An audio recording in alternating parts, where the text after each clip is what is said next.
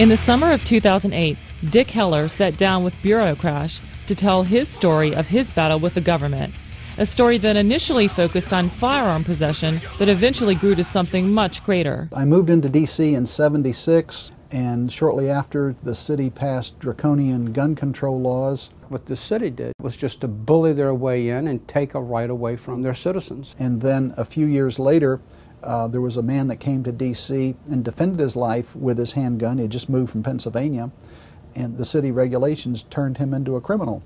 And at that point, we knew that we had to do something. The city had given me a police license and issued me a gun. They trusted me enough to protect the judges, the lawyers, the employees of city government, but they didn't trust me enough to go home and protect my own household. The Second Amendment right is as important as when a person is born. They get to breathe, they have the right to speech, they have the right to religion, they have the right to defend themselves with firearms. Heller and his lawyers advanced the case, which eventually became D.C. versus Heller. A lot of the press was focusing on the gun rights aspect of the question, which is important, but in a broader context, they were defining the language of the Constitution.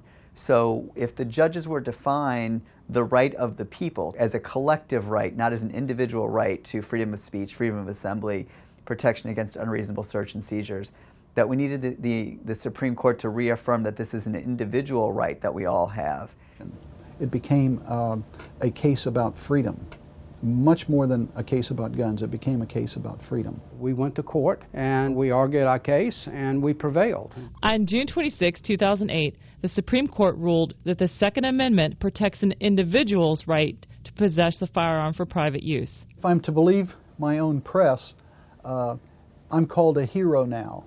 To that I say, this started out about me wanting to keep my guns, and then it developed into something more.